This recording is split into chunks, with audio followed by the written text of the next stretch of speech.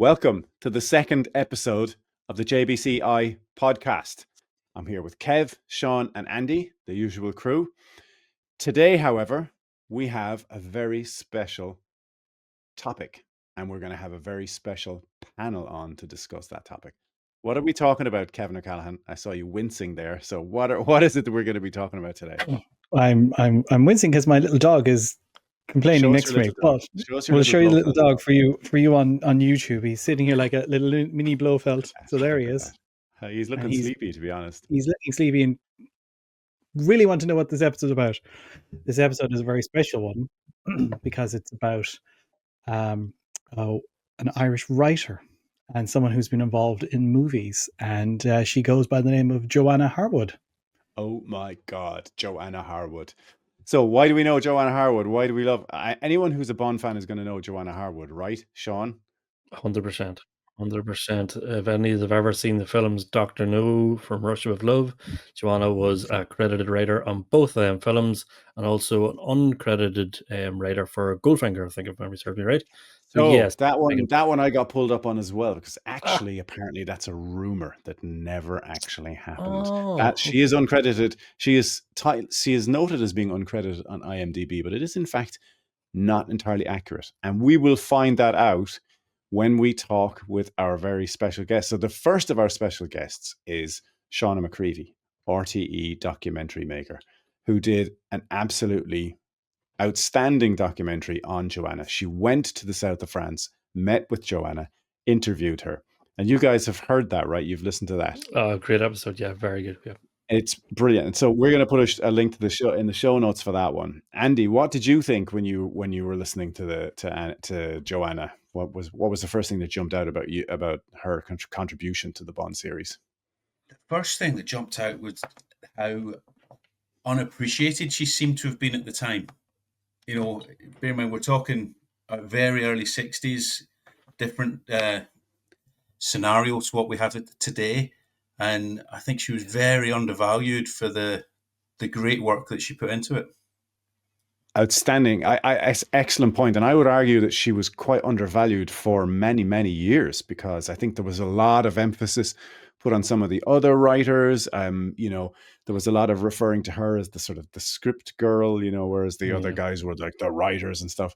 But what's really telling and interesting is when we talk to, or when Shauna talked to Joanna, and in previous interviews that she's given, you can really see that she was right there at the heart of it, trusted by Harry Saltzman, who directed her to get a first draft script post haste once he got the go ahead from the studios in the States, so that they could get the ball rolling on what has now become the greatest movie franchise in the history of humankind, as far as we're concerned, right?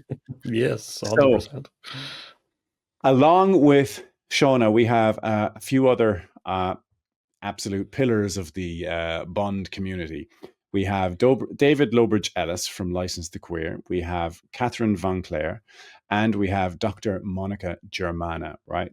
All of these super smart people, huge Bond fans. They have between them, they're authors, actors, award winners. We have their credentials in our Instagram post, right? So you can introduce to our panelists there. But I took this one on my own, because if we had that panel and us guys, it would be basically a theater show. So it would be a lot.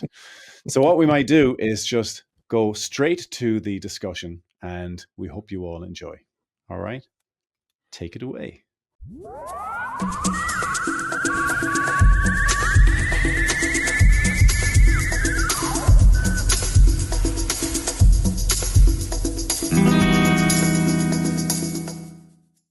Welcome, everybody, to the James Bond Club Ireland podcast. My name is Paul Lally, and today's episode is a very special one. We are here to celebrate the life and work of Johanna Harwood, the first, correct me if I'm wrong, I think the first ever person to write a script for the Eon series of James Bond 007 films. With me, I am joined by a wonderful group of people. Firstly, Shauna McGreevy. Welcome, Shauna, documentary maker with RTE, who did the incredible documentary on Joanna called Johanna Harwood. So that's going to be our focus for today. So welcome. Thank you for joining us. Thank you very much. Next up, we have Monica Germana, who is a Bond fan and author of Bond Girls, Body, Fashion and Gender, which is an excellent book in an academic look at James Bond women. And also a bit of a legend. I've met you a couple of times, Monica. We've always had good fun. And you are indeed married to an Irishman, so another Irish connection as well. Indeed, yes. Yeah. There are many. There are many. Thank you for the kind introduction. You're welcome. Then Kathryn Vinclaire, award-winning voice actor, filmmaker and Bond fan extraordinaire as well. Welcome. Hello, hello. And last but not least, David Lowbridge-Ellis, the man behind the very, very excellent License to Queer, educator, and in fact, OBE even. So in distinguished company here. So welcome. Just an MBE, Paul, but thank you. Sorry, I beg your pardon, MBE, sorry. In the same order. Yeah. It's one of those. Yeah, very good. Very good. Okay, welcome. Thank you very much for joining us. And as I said, the focus of today's discussion is going to be Johanna Harwood, an Irish woman who was there at the very inception of the Eon series of James Bond films by writing the first draft of the script for Dr. No. She went on to do the same for From Russia with Love. She had worked with both Harry Saltzman and Cubby Broccoli and is actually really integral into the inception of the James Bond series, the cultural phenomenon that it became. And really very interesting, she adds a lot of color to our understanding of how the Bond hero that we love went from the written word in Ian Fleming and was translated to the screen.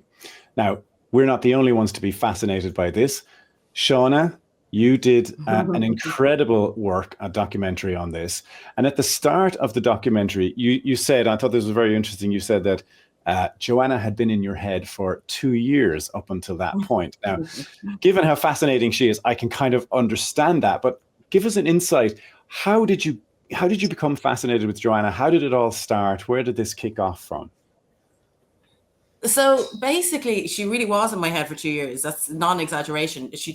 I'd be working on other things and she'd pop back in. I'd be like, what's she up to? What's she doing?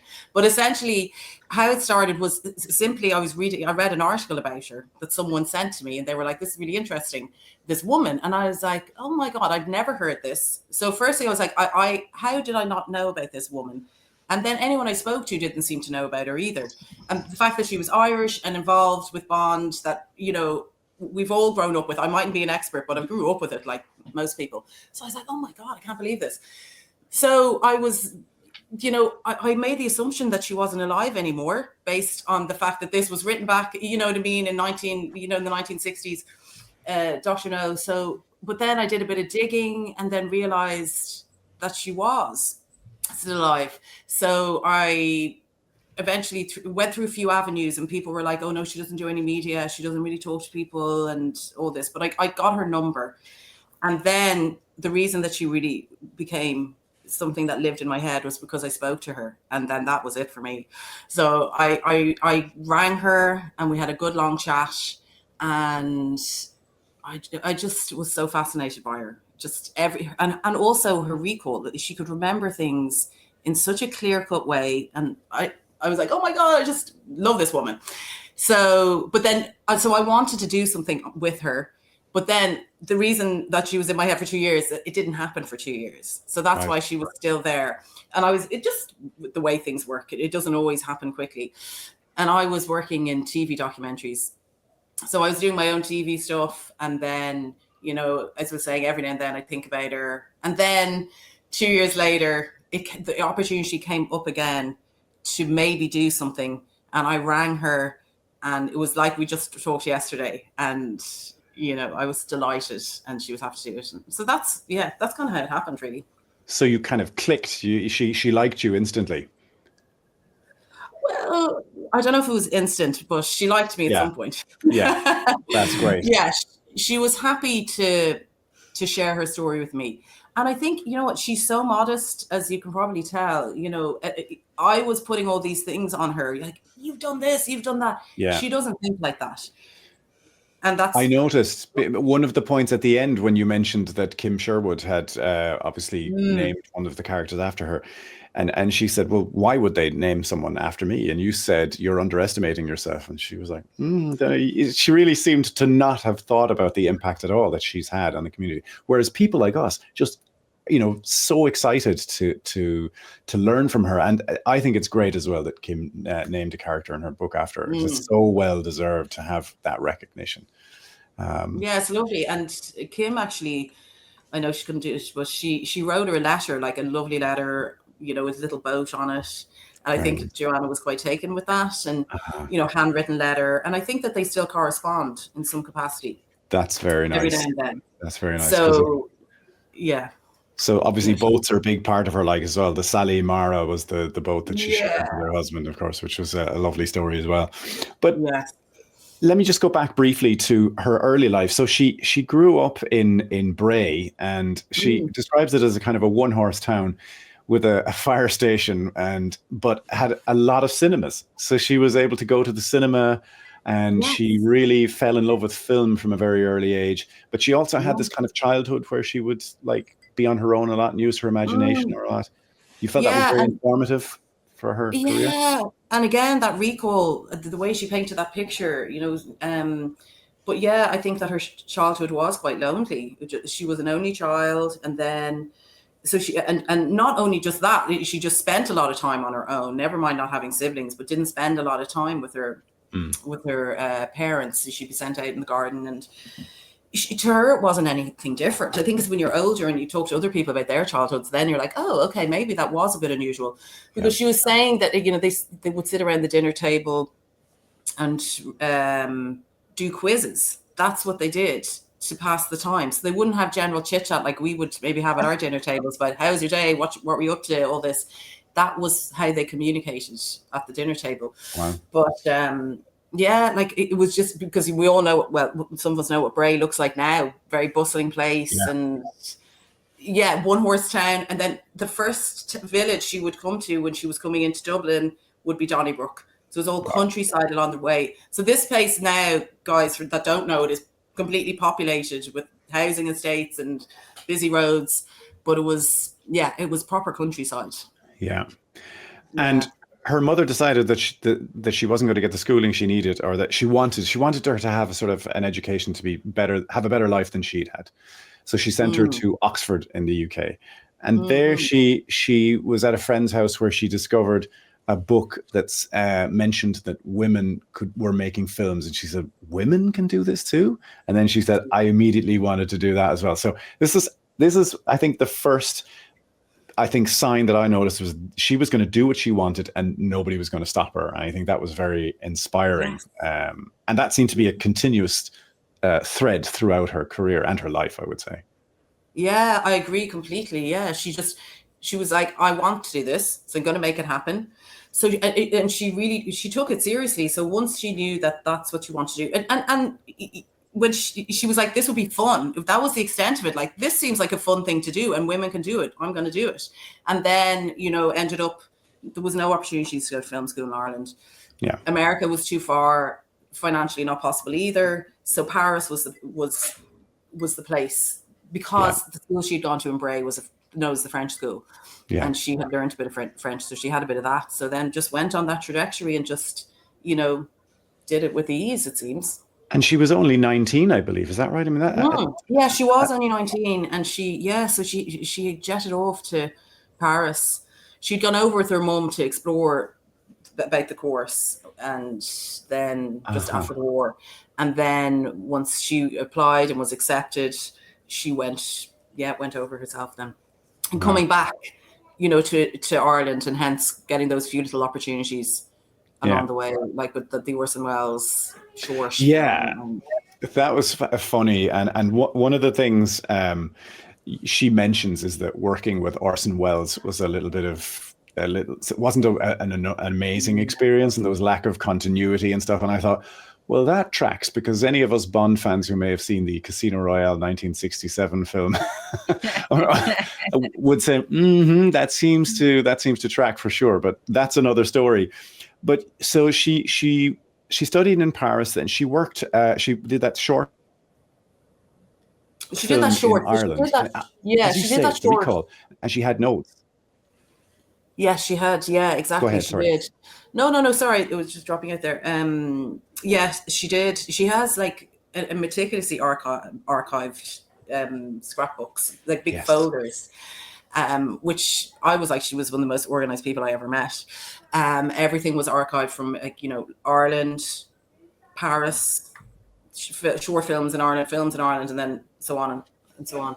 But yeah, so she didn't meet Orson Welles on that occasion during that short film. He just did the voiceover. He Right. was very connected to the Gate Theatre, you know, Michael McLeamore and Hilton Edwards. So he was good friends with them. So he was almost like, oh, look, I'll do this narration and you guys can make a film out of it. So that was her first opportunity to work, because theatre and film were so connected in Ireland because it was such a small industry. So everyone kind of knew everyone. There was about 5 people in total. Yeah. So she ended up doing that on her summer holidays, then went back to Paris, and then ultimately came back to Ireland, and where she made those government films, as they were called. Like they're strange. Cleanliness in shops. But I actually loved when she was reading the script of the one about the cleanliness in shops, and Nelson's pillar framed in the background, which was gone, blown up in 1966. Yeah, and you know, it was like, oh my God, we're really going back in time when she's working on a film with Nelson's pillar in the background. So that was kind of her Irish career before she then decided to head off to London. That Nelson column one stood out to me as well. I thought, gosh, that is a different time altogether. So she went to the UK, she worked in continuity, and she worked in film, and she describes, I mean, her recall, as you say, she described being on a film set and how it wasn't glamorous at all. It was just a bell would ring, they would go silent while the filming would happen. The bell would go off and then hammering and sawing as they were building sets again. But then she kind of grew tired of that because it wasn't giving her enough time to write. So then she joined this actors agency. I think it's called Famous Actors or something was the name of the agency. Famous Artists. Yeah, Famous Artists. Yeah. So it's almost like the MCA or something, like a big enough agency. Yeah. So she'd be sitting there doing the administration side of things, answering the phone, and then they'd be trying to get seek talent, get talent, sign people up.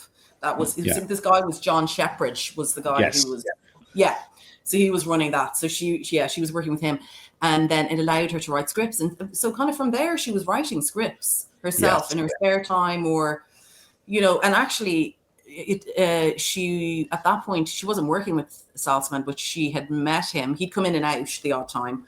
And she had written a script herself of a book called The Yellow Turban. I don't know if anyone knows that book, but she basically stuck it into a pile of scripts that John Shepherd was reading one day when he was sick. He was living upstairs or living somewhere on the premises. It was all attached to one building.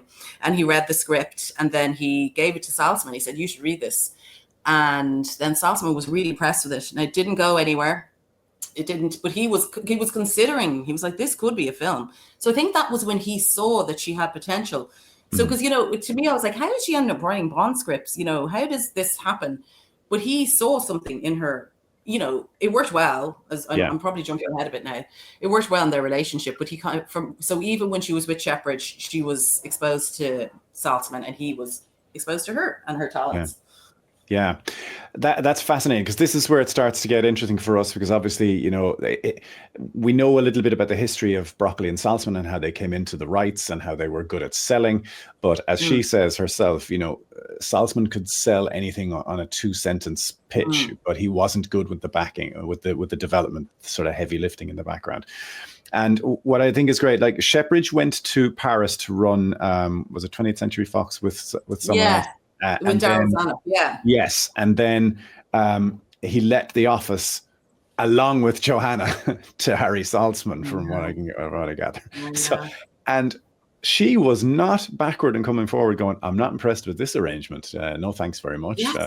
Which is kind of ballsy, considering Saltzman has a kind of reputation of being a hard-nosed kind of guy, and she just said, "No, I want things on my own terms."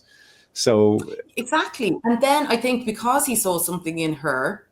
And he was like, well, what do you want to do? And she was like, I want to write scripts. it was like, oh, this could work for me. So he was like, okay, well, let's give it a go. You can do that, and she did. But yeah, there was no kind of sitting down going, okay, I'll go where I'm meant to go. Yeah, she wanted to do it again. That trajectory that she was on. Yeah.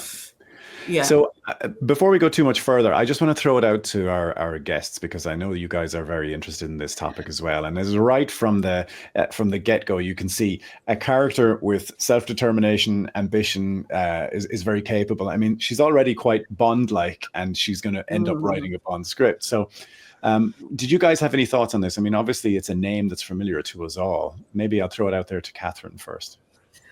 Well, you say that it's a name that's familiar to all of us. She's one of these slightly hidden figures. You only need to scratch at the surface of Bond fandom to uncover her name and everything that she achieved within the franchise. But at the same time, she's not one of these mega famous names associated with Bond, which I think makes her such an enigma, such an elusive figure. So I'm, for one, I'm just so grateful, Shauna, for your documentary and your work with her, because I think it's going to be the perfect introduction to a lot of people who are only just discovering her for the first time. Yeah, and you're right, because there isn't an association. And I actually asked her that question, and she was just like, well, does anyone ever know the writers? And I was like, okay, maybe. There's a lot of Bond fans that probably do. Yeah. To say, I think Phoebe Waller-Bridge has entered the chat. Yeah, yes. Yeah, well, of course. Yes. Yeah. Different level again, isn't it? But but she isn't associated with it. I don't know why that is. And I was like, is it because she's a woman? Was there anything like that? No, she wasn't having any of that. Yeah. And she's right. Yeah. And I would just like to disappear quite early on.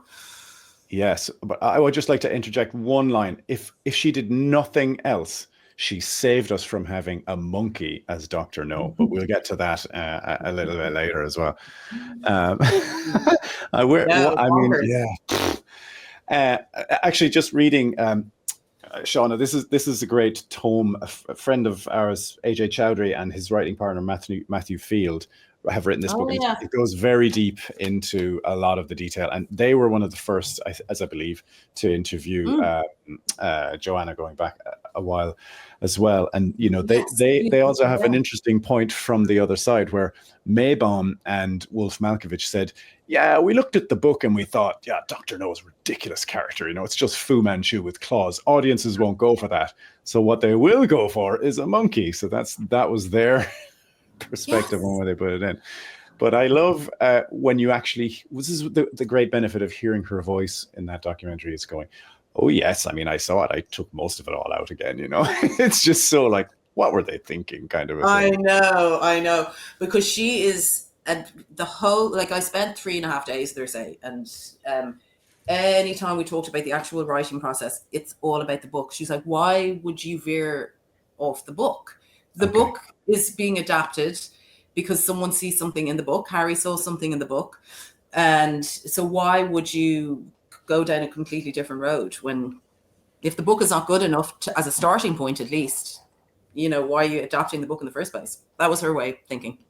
I think that's an amazing observation. And there's a couple of things I'd like to talk about as well, in terms of where the book was and where the film landed, and how, like, those earlier ones they're quite faithful to the books, but there are some changes, especially with the female characters, actually, which is quite interesting. But actually, maybe David, you've spoken to Kim Sherwood as well. So I was wondering, you spoke to Kim about reinterpreting the 007, or at least the Bond universe, for sort of a contemporary audience. But this is looking back at someone who was interpreting the 007 universe for the first time in a cinematic way. That's got to be interesting as an observer as well, right? It is. I must admit, I started listening to your brilliant documentary, Shauna, and I had to overcome almost like a feeling of jealousy that you were getting to interview Johanna Harwood, who basically, I do credit Johanna with, I don't think without her we would actually have James Bond. He wouldn't be part of our culture today. I think it might have been pretty much forgotten, to be perfectly honest. The closest experience I've had to that is, sitting next to Norman Wanstall in a screening of Dr. No, and the guy's name is on the credits there, and you just go, oh my God, I'm sitting next to the man who basically defined the sound of James Bond, not the music, but the sound effects. And you see Johanna Harwood's name, it's like she defined the tone of James Bond. I always think writers, like you alluded to, just writers get really short shrift. And people don't pay enough attention. So when I see a film trailer, I look for the director, I look for the composer, and I look for the writers. And based on that, I form a judgment about whether I'm probably going to enjoy that film or not. And I genuinely, I mean, the interview in the book you just read, Paul, the book written by AJ and Matthew, she talks about in that interview about taking the and she mentioned it in your interview as well, Shauna, about taking the dialogue out that had been inserted by Monica. Please correct my pronunciation of this name if I mangle it, but Barclay or Berkeley Mather, however you say it. So whichever the screenwriter who came along last before it got handed back to Joanna, the sensible option, and he swapped all of this Fleming-esque dialogue that he thought sounded too feminine, and he'd swapped that out for all this like hard-boiled like gangster speech, like some kind of American. I'm like, yeah, that James Bond is never going to be a success if you try taking that approach. So thank God Joanna came along and basically just deleted whatever he put into all those scripts. So I genuinely think that I think it's great that obviously writing from the point of view that I always write things from, I'm fascinated by that kind of masculinity, femininity of James Bond, the character as well as the films themselves tonally. And I think we really have to credit her, and I don't think we can overstate this, with giving us that sort of duality. Someone who is, the scene that people always think about in Dr. No is the scene where he puts bullets into essentially a defenseless man. But then there's also really warm parts and funny parts to Bond, and he's quite fussy, and that's there in Fleming. And she retains those so-called stereotypical feminine elements to the character. So without her, basically, I see it as she was the first Bond screenwriter for Eon. All these men came along and messed it up, and then she fixed it again afterwards, and thank God she did. Yeah. It's interesting you talk about that, because she said, she spoke to me about that scene. So that's the scene when he's in the bedroom and your man comes in, then he just kills him. It's quite a sociopathic scene, feels like. It's like, oh, wow, Bond. But she was like, there was so much talk about that scene that they were like, can we leave it in? What do we do? Do we not do it? She was rarely on set, but for some reason she was on set for this. But, and she didn't agree with it. She didn't think it would work. She felt that it was a step too far, that people would lose sympathy with Bond because this was a defenseless man. But and that the censors wouldn't go for it, but ultimately the censors did, and no one cared in the audience. They were all fine with it. So she was like, okay, so I got that wrong maybe. But yeah, she said there was a lot of debate about that scene. Wow. Interesting. That's great insight. Didn't make the cut. I wanted it in there, but we didn't write that any time. But that's fascinating. I mean, we knew there was discussion about it, but I didn't know that she was involved in it like that. One of the things I know we're kind of skipping past the chronology of the story, but just because we're at this crux where she did such a great job lifting Fleming to the screen. One of the things she did with the female, I assume she did at least some of this with the female characters, is, for example, the relationship between Bond and Moneypenny, which has become such a trope throughout the series, a much loved trope, where there's a flirtatious kind of rapport between him and Sean Connery and Lois Maxwell did that so perfectly in that first film. But the character of Moneypenny in the books is a colder character, and Bond has his own personal secretary called Delia Ponsonby, with whom he has more of a slightly flirty relationship. So she kind of blended those as well. And then there's the 3 Bond girl thing that was established and became a kind of a thing, especially in the 60s, where they wanted Bond to have some sort of a sexual encounter with 3 women. And this kicked off in Dr. No with Sylvia Trench, Miss Taro, and then Honey Ryder. And I wonder, it's just interesting to me as she was a female writer. She was obviously involved in deriving these female characters. And I wondered, did she give you any insight into that? And maybe, Monica, you might have any thoughts on that as well, because obviously it's very interesting to see female characters of the time and how they developed. I'll just give that to Monica first before I let you answer, Shauna, if that's okay. Yeah, of course, yeah. Thank you for the loaded question. Actually, it's a really long. It's a big question. It's a big question. I think the way the female characters actually appear in the films, in the early films, I may say this and may regret it. I don't know. I think they're actually less. I think they're more conforming and more conservative than Fleming had them in his books, despite the fact that they were written, penned, 10 years earlier or thereabouts. Honey Rider is very desiring in Dr. No, in Fleming's Dr. No. She is sort of desiring in the film, but I felt that strength, that desire, that combination of naivety and curiosity that Fleming does so well is a little lost in the final script of Dr. No. Having said that, I know that Johanna had to make changes as well because the casting of Ursula Andress had been imposed on them. So they had to adjust the fact that, for example, Honey Rider, in the book, she's actually Honey Child Rider. She is not quite as conventionally attractive, shall we say. She has a broken nose. She's very self-conscious of. She wants to have plastic surgery. And that's why she's collecting shells. She's saving up money to have some kind of cosmetic surgery about her face. And it's actually Bond that says, you don't need to actually. You're fine the way you are. And he doesn't do it in a patronizing way. He does it in a nice way. So their relationship feels immediately more authentic. She's also, of course, completely naked when she appears in the book, which is something that in 1962 may not have been possible, not in that kind of film. And so they had to, obviously find a solution, which was to clad her, albeit in a very small bikini for the time. And so she is this kind of combination of a naive, literally broken and emotionally broken person that Bond doesn't set out to save, we should point out. She's perfectly capable of, saving herself. So she's much more complicated, much like Pussy Galore is in Goldfinger than in the films.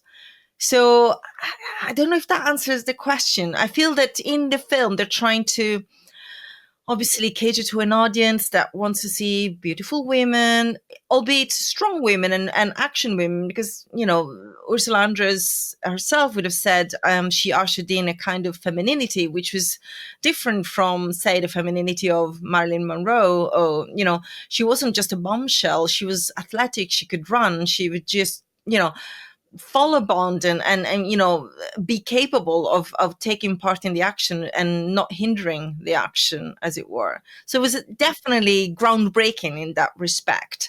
And I think Johanna Harwood clearly shows her own personality in doing that as well, because she is, from what we hear, still a very dynamic woman, a woman who still drives in her 90s, who, is active, works. She's fiercely independent. That's who Bond girls are. And I feel that, Paul, when you were saying that, Joanna Harwood sounds very Bond-esque, I think she actually sounds very Bond girl-esque in the best possible way. She's, intelligent, focused, gutsy, and glamorous from what I hear as well. Excellent. I mean, I think I would agree with you, certainly on a whole range of those points, but a couple of quick things. I love the way Joanna pointed out that Bond should be a better secret agent and he shouldn't get excited when he sees a naked girl. That was pretty funny. But also, yes, you mentioned that, she didn't think much about getting her hair done. She was very particular about her clothes and very particular about arranging them and stuff like that. I thought that was interesting as well. But yeah, sorry, go ahead. Sorry, it's kind of what Fleming does with Bond girls as well. They are effortlessly stylish. They're never too put together, but they are always, somehow emblematic of their own style, understated, much like Bond, really. Did she mention anything about specific characters that she developed, Shauna? About the Bond girls, again, it always came back to I wrote what the book was there. Like, she wouldn't feel that she was bringing a feminine quality to the writing as such. Yeah. She just felt that she was adapting as a writer as opposed to a female writer. I always feel that's really reductive, and I hate it when people are saying, "Oh, the female screenwriter was brought in to write the women's roles." And I know Phoebe Waller-Bridge went on record to say that actually no, she didn't write the female roles any more than the men's role. In fact, the scene that she possibly added the most to was in Belmarsh Prison with Blofeld between Bond, but it's scattered throughout the screenplay. It's not like that's not how that works. I mean, having said that, Dana Stevens, which is probably the other unsung hero of James Bond screenwriter, she doesn't even get a credit in the opening credits of The World Is Not Enough. If you read her, me and a friend Tom Mason, an academic from Newcastle University, we went through all of the scripts for The World Is Not Enough, and we ended up concluding that Dana Stevens is in large part responsible for the success of that movie. She did rewrite the whole character of Electra, so to the version we get in the film, and did a lot more to that screenplay to actually make it work psychologically and everything else. But I do find it really irritating when people go, "Oh, it's a female screenwriter. That means that they're here to write the women only." I completely agree with you, and David. And the phrase that was actually used at the time over and over in the media was Phoebe Waller-Bridge has been brought in to help with the script. She literally was the help. I don't like the concept that she's not a writer, but she is the help. And it's just really wrong. And the same goes with the phrase continuity girl. I mean, everybody knows that I am adamant that the term girl can be reclaimed and should be reclaimed, and Bond girl is a perfectly fine phrase to use to describe the women in the Bond films for all sorts of reasons. But the phrase continuity girl to me sounds very patronizing, and probably was a reflection on how those very specialized technicians were treated and probably badly paid. And Shauna, you did ask I think more than once, did she feel that she was being treated in a sexist manner? And she kind of said no, but then she said, well, they were being sexist, but I don't think they saw it as such, or she just thought that's the way that they thought about women in those days. So she just dealt with it as though it was the norm and got on with it anyway, kind of a thing. Yeah, and I think it did, whether she just... Because I was like, does she just not notice it, or it's so normal that you don't question it? But she certainly, I suppose I'm coming from a different lens. So I'm asking her from a lens many, many, many years later, where you look back and you're like, oh my God, this. But yeah, she was, I did ask her a good bit about that. And I suppose I was putting what I thought she should answer into, I was expecting that answer, and then she was not giving it to me. Yeah. And, which was brilliant in one way, because she's like, this is not how I felt about it. Yeah. But she found it tough. She certainly found it tough. But I think she just found it tough in general because it's a tough industry. And she did say that it is a tough industry. But no, it was like that vision. She just was on this path doing her thing. And, again, the way her and Harry, they worked together for about 6 years. And, as you were saying, the kind of, the reputation that he had, but she was smart, she was astute, but she just went along. I found this so interesting. This fact that she clearly had so many tumultuous and clearly things that she recognized as situations where sexist comments were made, and she was happy to, when she was chatting with you, Shauna, to acknowledge that she had experienced sexism to a detriment, and she'd had to kind of deal with all of the ridiculousness that came with that. But then when you pressed her on that to say, well, was it sexist and was it this? She would acknowledge it, but I feel she was so, like you say, Paul, so clearly focused on her own goal and her own path to success of what she wanted, that the sexism was kind of just almost irrelevant to her. It was just part of the scenery, and she was going to ignore it and, you know, sexism be damned, find a way to make her mark regardless. I found it very inspiring. Yeah, I know. It was really amazing. Yeah. I agree. And if I could just add one thing, going back to her development of the characters, you asked her specifically about what she thought Bond was and whether she thought he was sexist. And she described him as ruthless, patriotic, but you wouldn't be in that job if you weren't. She said he played hard and fast with women. And then she said, yeah, he was sexist. But again, she said it kind of like after she had the seed planted in her mind, she goes, yeah, he was sexist. But that wasn't in any way, that was just part of the character that she wanted to write. And she wrote it brilliantly. I think she actually said, so are many men. You know, she was, you know, it was normal. It was normalizing sexism in that era. And it was such an insightful way of describing Bond. I was really grabbed by it. She really, I think, encapsulated the character really well. Ruthless, patriotic. And yes, of course, he has his way with women, but that's just, you know, by the by. I think the way she deals with sexism in a real life is kind of like showing a degree of confidence, enviable degree of confidence and ease with dealing with certain situations that must have been unpalatable. But then when it came to claiming her own writing, her own rights with the writing. For example, when the Sunday Times miscredited Harry Saltzman with the Goya joke, she's up in arms about it, and so she should be. And she goes out to see Saltzman and, you know, confronts him. He denies he has anything to do with it, if I remember correctly. But then, you know, she's standing up for herself. She says, I'm not having that. You know, that was my writing and nobody else should claim it. I love that story because that is I think it's a very funny joke. And I think it looks really well. And, you know, Connery's movement when he looks at that, it's very, very well done. And she was absolutely right. It totally works as a visual joke. And I love the way she was like, oh, no, I'm not taking that. You know, she got an apology directly from Harry Saltzman and she got a retraction in the Sunday Times. Yes, fair and play. And a note from Ian Fleming. And a note from Ian Fleming, Yes. which you were kind enough to send us, and we'll include that in the show when we put this out. Beautiful. That was incredible. I don't think I've certainly never seen that before.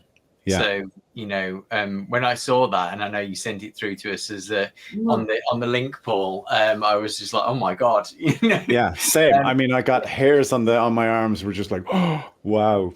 But the fact that Fleming actually, you know, people always throw things around like James Bond's sexist, homophobic, racist. Ian Fleming was all of those things as well. And I'm just like, yeah, it's really easy to just throw these labels around. But actually, when you've got Ian Fleming appalled at the way that somebody's being treated, you know, a woman in the press and she's not had the credit, you know, yeah, it's far too easy just to throw that sort of labeling around, isn't it?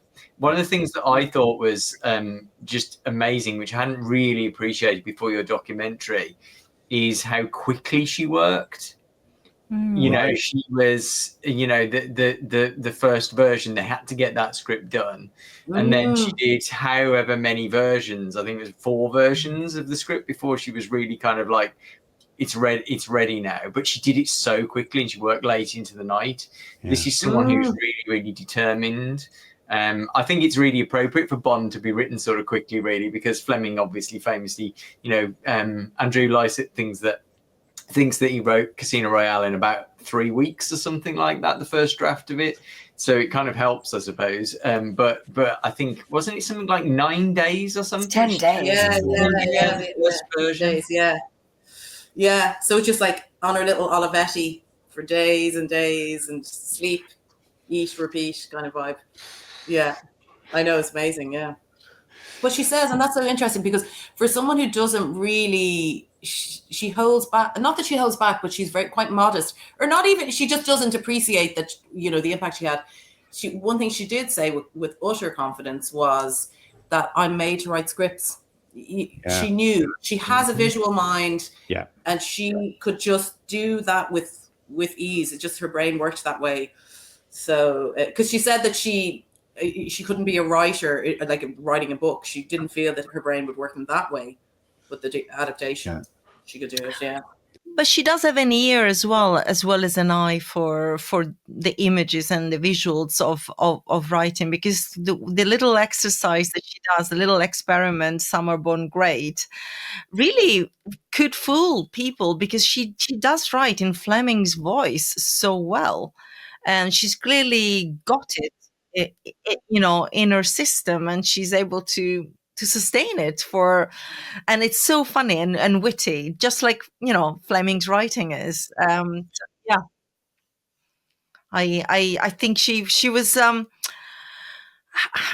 Fleming was also very modest about his own writing. Fleming never boasted about his own writing or success. He was very matter of fact and down to earth about his writing, and he frowned on people who called themselves authors rather than writers. And I have a feeling that Johanna was the same, or is the same, sorry, I should say, that she thinks of writing as if it's just a job, a job.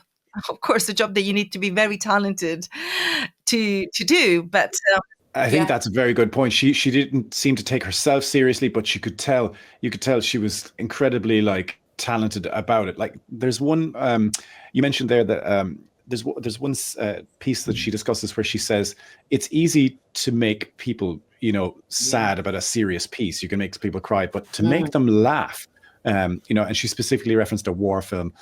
And I thought that was very telling, because a lot of the credit, people typically say, oh, the Fleming books were great, but they didn't have much humor in it. So the films brought humor, and they immediately credit Sean Connery and Terence Young with having brought the humor to that. But it's clear now that Johanna Harwood had that sensibility, and she put in the Goya joke. So she clearly had an influence on bringing the humor of James Bond, which is, that's what his trademark became in the cinema series as well. So, I think maybe she goes uncredited for that as well.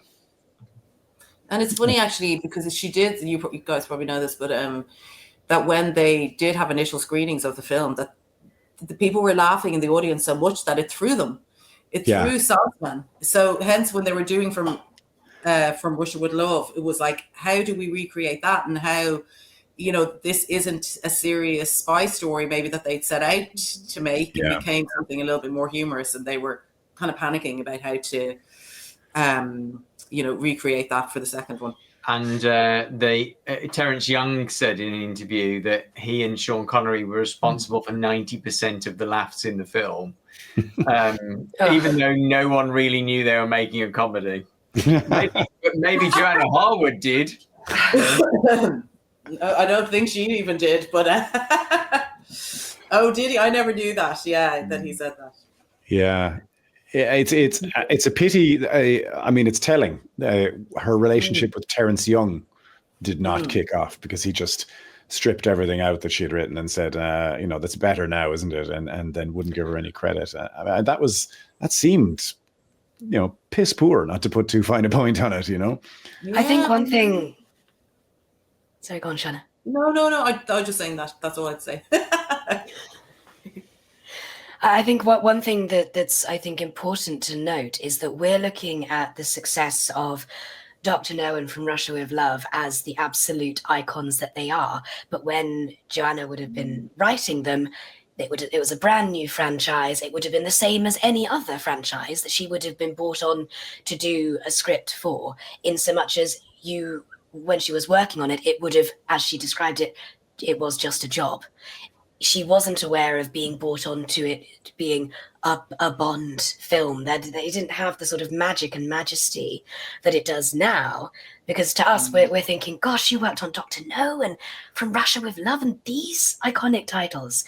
But to her, it was just another job, and she didn't know at the time, obviously, how incredibly successful it was going to be. Yeah, it's so true. Yeah. One thing that I just want to go back to the monkey in case we forget. You said we'd return to it, Paul. So I'll do please. The elephant in the room is actually a monkey. I listened to that and I was like, oh, hang on a sec, because everyone, well, Bond fans know the monkey story, but there was a book published fairly recently by James Chapman, because he's gone through all of the unpublished script materials that he could get his hands on in the archives, and he can't find the monkey. So he's concluded that it's a myth. He's not going to like this. I'll message him later saying, sorry, James, we may have put the monkey back on the menu, but they're mixing my metaphors here, but you know what I mean. Yeah, so if Johanna Harwood, who was there, is saying there was a Richard Maybaum version with a monkey, and if you know any of Richard Maybaum's more outlandish drafts of Bond films, I've read his Diamonds of Forever drafts, which are insane. Really? Richard Maybaum put some really weird, or tried to put some really weird stuff in James Bond films.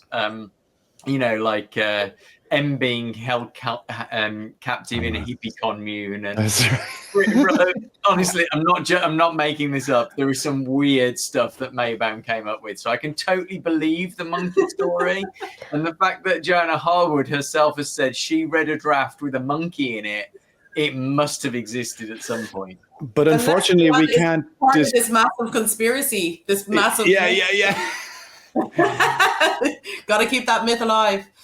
But we can't disprove it, though, can we, Shauna? Because she gave the scripts away, the copies that she had. Is that right? Yeah, she didn't have the scripts. She's given them to Matthew Field, a lot of them. Ah, okay. Yeah. Because as you were saying earlier on, David, or Paul may have said that, Matthew tracked her down in Monaco years back. Okay, so he's the guilty party, right? Yes. I feel like Joanna Harwood is a woman who would not be given to sensationalism or flights of fancy. So if she says there's a monkey, I'm going to believe her. Yeah. Yes, I'm kidding, of course. Yeah, it's not in her nature to. She wouldn't think of making something up. But another thing, and we're departing from the Bond part now. But when she said, this kind of impressed me as well. She goes, "I gave it up when it ceased to amuse me," and I thought, nothing's worth sticking around for if it's going to make my life miserable. And she chose to leave, do the work she wanted, and be with the man that she loved, Rene in Paris. And no regrets, no look back. Had this amazing life, an unusual relationship with him, and that he was married, and both were aware of each other. It's a very interesting. Just she at every turn, I feel like she just made her own path and followed it, which is quite amazing. Yeah. So she did say, basically after Dr. No, really, that's when it just wasn't really fun anymore. So she had written obviously that draft for From Russia with Love, but again with that kind of not pressure, but I suppose it was a bit like, how are we going to recreate Dr. No? There was that on her shoulders, and then Terence Young being brought in. Yeah. Because that wasn't the first day she met Terence Young. She would have known him a little bit. She would have met him over the years. Right. And, she was on that Red Beret film that he directed. She didn't work directly with him, but she was on, in the production. So she would have come across him. But so when it was no longer fun and because I felt a bit sad for her, because I saw I was like the 15-year-old you who wanted to be a documentary maker when she read about Jill Craigie. And now, this many years later, she's like, actually, I'm fine to just walk away. But she wasn't sad. So then I stopped being sad about it. Yeah. She was, no regrets at all. And she's got a very, just a good way of looking at regrets. What's the point? She's like, what's the point? Sometimes if you do something that the outcome could be worse. No one seems to think about that. They just regret it, but don't think of, well, the path that you could have taken could have brought you to a worse place. So she was very wise in that way as well. But she was happy and seemed to have a very happy career with the publishing then as well. So enjoyed it. And now she manages a foundation that looks after her husband's films, which is amazing. I have to go back and check. I don't know his films, so I'm going to have to go and have a look at those. Yeah, like I don't know. I know of them now, but I haven't seen them. If I'm to be honest, Yeah. I have to do that. But yeah, like even just literally in the last couple of weeks, she spends time in Monaco, and then she spends the other half of the year in the down near like the Basque region, but in France, the French side. And they did a big screening of one of his films recently, just a couple of weeks ago. So there was a lot of organization for that. Like she's just full on trying to preserve that legacy. She just he never wanted that, or they never discussed that would be something she would do, but she wanted to do that. She just wants to make sure that his films are preserved for after all the hard work that he put into them. Yeah. I find it amazing just that she's so, she was clearly so in love, so committed, and she's paying tribute to his legacy like that. I mean, it's inspiring. Do you think she'd get a kick out of, knowing that people like us still have affection for what she did, or would she be like, oh, that's nice, but I've moved on? Or, I wonder what she'd make of this, the fuss that we like to make of her. Like, so when I was talking to her on the phone after I'd been talking to you, and I was saying that you'd sent an email about, that you would really enjoy the documentary, and she was, she was like, oh, that's lovely, and say a big hello to them. Yeah. But she'd be putting it back on me. She'd be kind of like, I'm happy for you. Yeah. She wanted to tell her story because she knew I wanted to hear it, and I wanted to tell it. She wasn't sitting there going, finally, someone is going to tell my story. It just doesn't seem to be the way she thinks. Wow. So she would, I will tell her about this, and she will be, kind of like, oh, isn't that nice? That'll be it. That'll be the way she'll think of it. And she feels that people, when they watched Bond, and I agree with this to a degree in general, whatever you have really strong affection for in your life with regards to films, you may have seen them at a time. I don't know if you guys agree with this. You may have seen them at a time, whether you went with your dad to the cinema or you just watched them with your family in the living room, and it brings a lovely warm feeling. She thinks that's why a lot of people love Bond so much, because they watched it at a formative time of their lives as well. And that's why so many people are still really taken with it, because of when they saw it first. I don't know if you guys agree with that. Well, I think you would hear that reflected in about probably 90% of the Bond community. Everyone says, I sat down with my dad, I watched it, or I went to the cinema when I was 9 with my parents and came out of it just changed, so like, that's it. I'm a Bond fan. And I didn't want to put that film in particular. So it must have been something about Bond as well. Yeah. I'm sure you saw other films in the cinema with your parents. Well, true. But I think there is a formula that's associated with Bond. And that didn't come out of nowhere. She was there at the outset of that, and that's why she's so interesting for us. I would say. I don't want to speak for the other guys, but I think that's certainly how I see it. Mm-hmm. I like the fact that if you think about it, Bond has often been sort of criticized for being, this kind of white, English upper class straight gentleman, and actually, I mean, David would be the first to pull out the straight part and pull it apart and challenge it. But if you think about it, the Bond phenomenon really started as a combination of many different contributions to the character, Fleming obviously being one of them. But when we add this kind of outsider that is an Irish woman that came out of nowhere, really, to add their own really quintessential contribution to it, then it becomes a completely different cultural phenomenon, a much more composite and complex one. Yeah, I think you're right. It's the sum of a number of different parts, isn't it? It's not just one thing. It's not even just Ian You Fleming. Look at a lot of the behind the scenes people for Bond, and even people on screen, you'd say the same for Sean Connery. He's essentially from a working class background, attempting to fit into that milieu. But then again, Bond himself he's not upper class, but he moves in those social circles. Monica's right. I'm always the first to say Bond is an outsider. He's not an insider. The reality is he's somewhere in between the two. He can pose his establishment. He can blend in. He has the kind of the mannerisms and all the rest of it, the accoutrement, the odd. But it basically amounts to a posh cigarette case and a decent suit. in the books, it's not like the films with all the luxury brands and everything like that. So much in the books. So purely in terms of wealth, Bond, I always think he's not as in much of an insider as you think. And then, as I said, a lot of the people behind the scenes on the Bond films, you've got a gay man editing the first 5 Bond films again, and that's how Bond films move, because a gay man decided this is how Bond films move, and then of course he directed the 6th one. And then you can go through those opening credits of Dr. No, and you can find the stories behind so many of those people.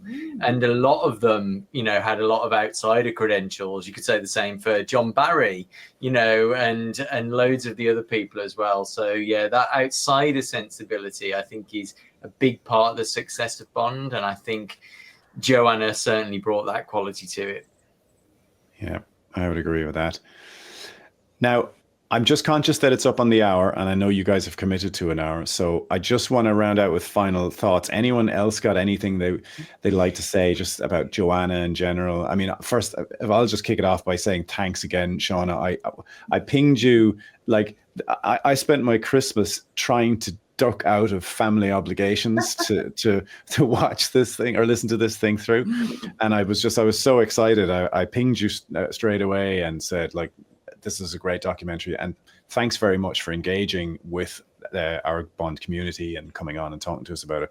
For me, it's been really a real thrill. I really appreciate it, and also to the other guys for joining in as well. So thank you all. Is there anything else you'd like to say to Shauna? Just thank you for, such a brilliant interview. I said right at the start, I felt jealous for the first few minutes, but I was like, this is the next best thing to actually spending a couple of days with Joanna. It was really intimate, and I love that you just hung out with her, really, and that was just so cool. I know, yeah, it's definitely one of the best things I've done, like in terms of just enjoyment. It was just so lovely to spend that time with her. I was delighted to be able to do it. Thank you so much for sharing it with us. It's really thoughtful, the way you produced it, and clearly the way Joanna reacted to you was really warm, and I think that made the real thing for us too. Thank you. Oh, thank you. I'm going to have to read your book. Yeah, it sounds really interesting. I'll shoot you over a copy. Paul, would you, when you're visiting your cousins? I will. I will, of course. Shauna, I have a question, if you don't mind. Oh yeah, please. I'm curious. You were sitting with the idea of Joanna based on your research and what you discovered about her for 2 years before meeting her.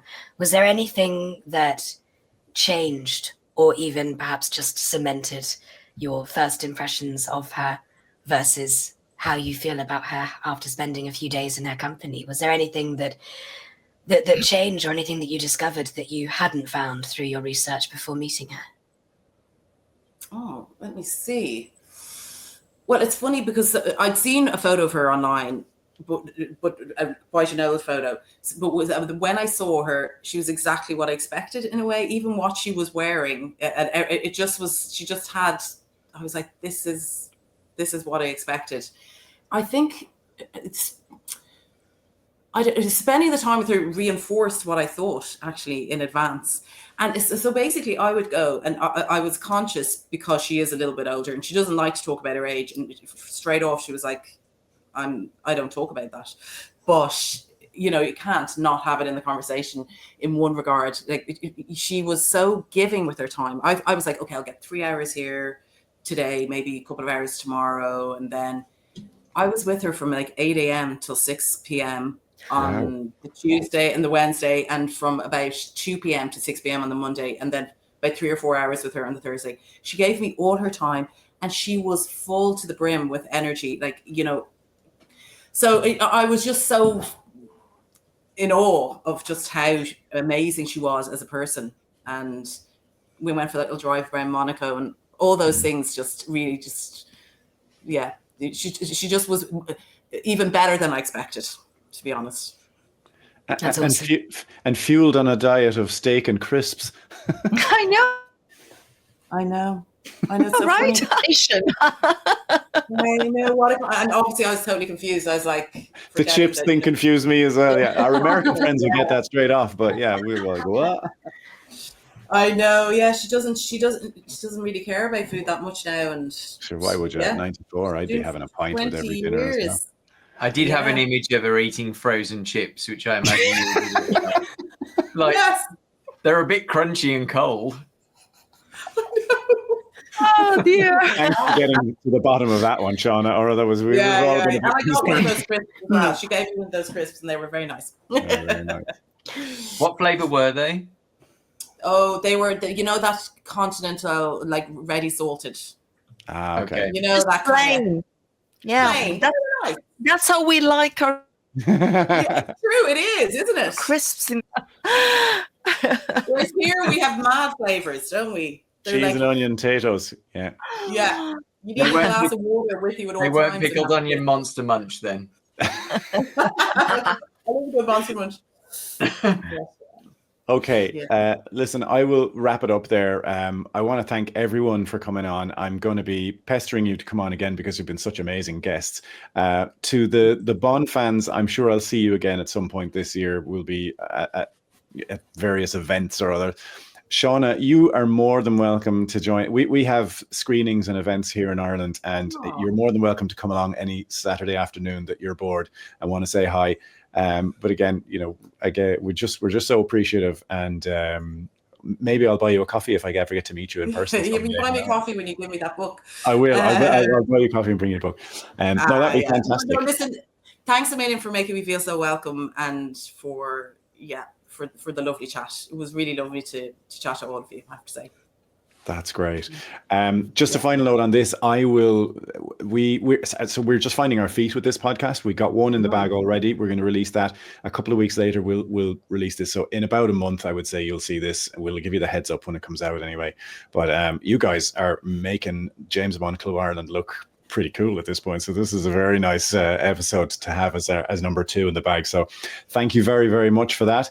We'll wrap it up there. And I guess we'll talk soon again, I hope. All right. Thanks, everyone. Thanks, guys. Cheers. Take Take care. care. Bye. Bye-bye. Thanks, everybody. Thank you. Bye. Thanks, Bye. everyone.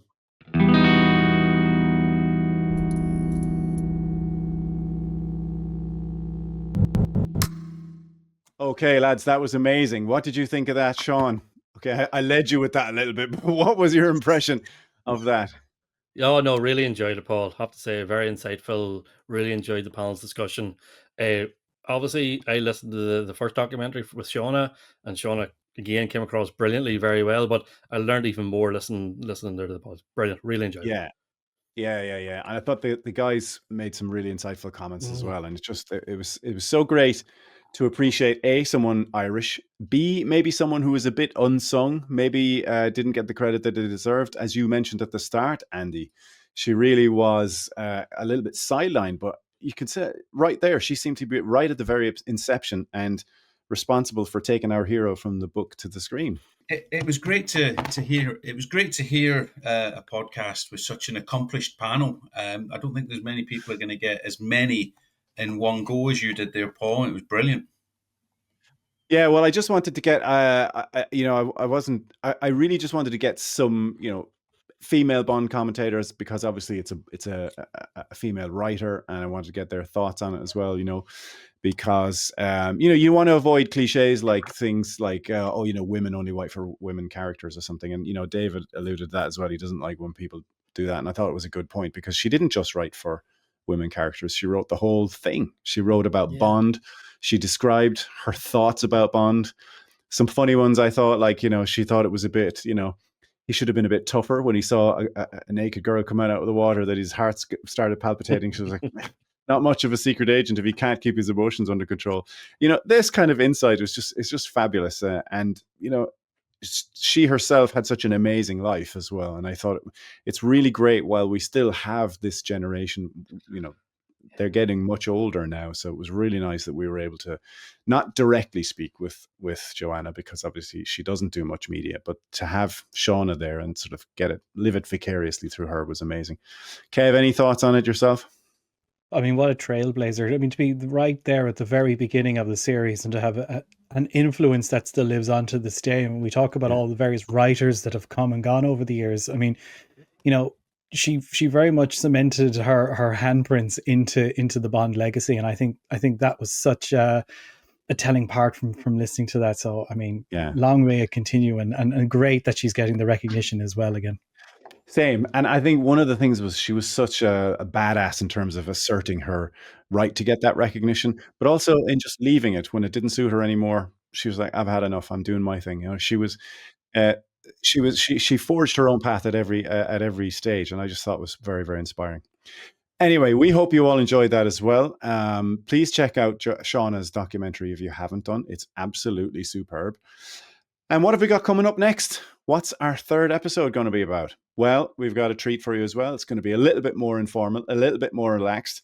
I'll give you a clue. There's beer involved.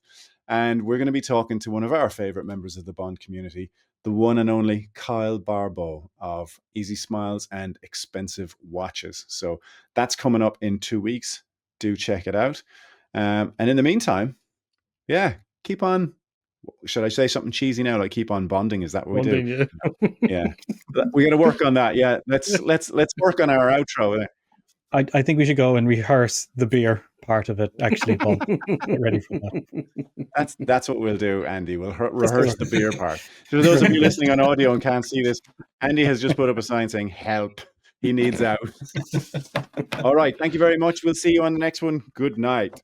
Bye-bye. See you all.